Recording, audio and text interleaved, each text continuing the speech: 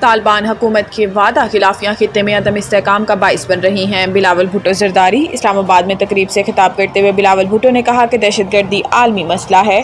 پاکستان نے دہشت گردی کے خلاف جنگ میں بھاری جانی و مالی نقصان اٹھایا۔ پاکستان دہشت گردوں کے خلاف بھرپور کارروائیاں کر رہا ہے۔ انہوں نے کہا کہ 2 دہائیوں سے مسلح افواج نے دہشت گردی کے خلاف جنگ میں مؤثر کردار ادا کیا۔ ضرب عضب اور رد الفساد جیسے آپریشنز نے دہشت گردی کی کمر توڑی۔ ڈیجیٹل پروپیگنڈا موجودہ دور کا ایک پیچیدہ چیلنج ہے۔ بلاول بھٹو کا کہنا تھا کہ ہم نے کبھی دہشت گردی کو دعوت نہیں دی، لیکن جب وہ آئی تو ہم جھکے نہیں بلکہ لڑے۔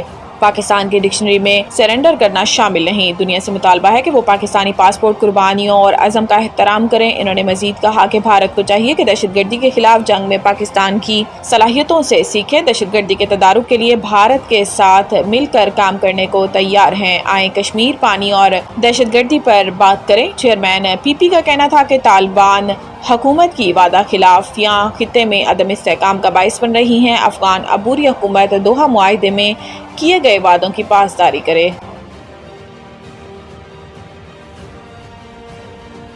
ثانیہ سوات پشاور ہائی کورٹ کی سیاحوں کے ریسکیو میں ناکامی پر اداروں سے وضاحت طلب۔ چیف جسٹس نے ایڈوکیٹ جنرل سے استفسار کیا کہ اس واقعے کی ذمہ داری کس ادارے پر عائد ہوتی ہے اور کیا لوگوں کے جان و مال کے تحفظ کے لیے کوئی عملی اقدامات کیے گئے تھے۔ عدالت نے استفسار کیا کہ کیا زندگی اور املاک محفوظ بنانے کے لیے کوئی ہدایات جاری کی گئیں، اور اگر ہدایات دی گئیں تو کیا ان پر عمل درآمد ہوا۔ ایڈوکیٹ جنرل نے عدالت کو بتایا کہ واقعے کے بعد متعدد افسران کو معطل کیا گیا ہے اور انکوائری کمیٹی تشکیل دے دی گئی، تاہم ہدایت پر عمل درآمد کے حوالے سے کچھ نہیں کہا جا سکتا۔ چیف جسٹس نے کہا کہ کیا آپ کو معلوم ہے کہ قیمتی انسانی جانیں انڈس ہائی ویز پر ضائع ہو رہی ہیں۔ عدالت نے دوران سماعت کمشنر مالا کنڈ، ہزارہ، کوہاٹ، بنو، آر پی اوز اور دیگر متعلقہ افسران کو طلب کر لیا اور کہا کہ کل تمام افسران تیاری کے ساتھ عدالت میں پیش ہوں۔ چیف جسٹس نے ریمارکس دیے کہ دریا کے کنارے تجاوزات اور غیر قانونی تعمیرات کے باعث ایسے واقعات جنم لے رہے ہیں اور متعلقہ ادارے اب بھی غیر سنجیدہ رویہ اپنائے ہوئے ہیں۔ ایڈوکیٹ جنرل کی درخواست پر مزید سماعت کل تک ملتوی کر دی گئی۔ اسرائیل غزہ میں 60 روزہ جنگ بندی کو حتمی شکل دینے کے لیے متفق ہو گیا۔ صدر ٹرمپ کا دعویٰ۔ امریکی صدر ٹرمپ نے سوشل میڈیا پر جاری بیان میں بتایا کہ میرے نمائندوں کی اسرائیلی حکام سے غزہ کی صورتحال پر آج طویل اور نتیجہ خیز ملاقات ہوئی، جس میں اسرائیل کی جانب سے غزہ میں 60 روزہ جنگ بندی کو حتمی شکل دینے کے لیے شرائط پر اتفاق کیا گیا۔ صدر ٹرمپ کا کہنا ہے کہ 60 روز کے دوران تمام جنگ کے خاتمے کے لیے تمام پارٹیز کے ساتھ مل کر کام کریں گے۔ قطر اور مصر کے حکام حتمی تجاویز پیش کریں گے۔ ٹرمپ نے کہا کہ امید ہے حماس اس معاہدے کو قبول کرے گی، اگر ایسا نہ ہوا تو صورتحال مزید خراب ہوتی چلی جائے گی۔ اس سے پہلے صدر ٹرمپ نے میڈیا سے گفتگو کے دوران امید کا اظہار کیا تھا کہ غزہ میں اگلے ہفتے تک جنگ بندی تک پہنچ سکتے ہیں۔ ٹرمپ کا کہنا تھا کہ وہ غزہ میں جنگ بندی چاہتے ہیں اور چاہتے ہیں کہ حماس باقی مغویوں کو رہا کرے۔ امید ہے ایسا ہونے والا ہے، ہم اگلے ہفتے تک جنگ بندی تک پہنچ سکتے ہیں۔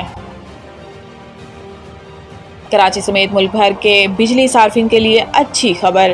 ملک بھر کے بجلی صارفین کے لیے بنیادی ٹیرف میں اوسط ₹1.14 فی یونٹ اور زیادہ سے زیادہ ₹1.16 فی یونٹ تک کمی ہوگی۔ National electric power regulatory authority NEPRA نے 1 جولائی 2025 سے بنیادی ٹیرف میں کمی کی حکومتی درخواست کی منظوری دی۔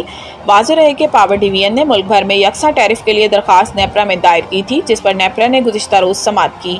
اس تازہ پیش رفت کے بعد گھریلو صارفین کے لیے بجلی کا زیادہ سے زیادہ ٹیرف 48.84 سے کم کر کے ₹47.69 جائے گا۔ اسی طرح 1 سے 100 یونٹ تک پروٹیکٹڈ گھریلو صارفین کا ٹیرف ₹1.15 کمی سے ₹10.54 ہو جائے گا، جبکہ 101 سے 200 یونٹ تک پروٹیکٹڈ صارفین کا ٹیرف 1.15 کمی سے ₹13.01 ہو جائے گا۔ ان ٹیکسز کو ملا کر سلپ کے حساب سے فی یونٹ ٹیرف کی قیمت بڑھ جائے گی۔ ماہانہ 50 یونٹ تک کے گھریلو لائف لائن صارفین کے لیے ₹3.95 فی یونٹ کا ٹیرف برقرار رہے گا، جبکہ ماہانہ 51 سے 100 یونٹ تک لائف لائن صارفین کے لیے ٹیرف ₹7.74 فی یونٹ برقرار رہے گا۔ پختونخوا میں گرج چمک کے ساتھ موسلادھار بارشوں کی پیشن گوئی، ندی نالوں میں طغیانی کا الرٹ۔ صوبائی دارالحکومت پشاور اور گرد و نواح میں صبح سویرے تیز ہواؤں کے ساتھ ہونے والی بارش سے موسم خوشگوار ہو گیا۔ اس دوران شہر میں ہوائیں چلتی رہیں، جس سے گرمی کی شدت کم ہو گئی۔ محکمہ موسمیات کے مطابق آئندہ چند روز کے دوران خیبر پختونخوا کے مختلف اضلاع میں مزید گرج چمک اور تیز ہواؤں کے ساتھ بارش کا امکان ہے۔ دیر والا، دیر زیری اور سوات، بونیر، مالاکنڈ، باجوڑ، بٹگرام، شانگلہ اور کوہستان کے علاقوں میں تیز ہواؤں اور گرج چمک کے ساتھ بارش متوقع ہے، جبکہ درگر، مانسہرہ، ایبٹ آباد، ہری پورم اور مہمند میں بھی بعض مقامات پر موسلادھار بارش ہو سکتی ہے۔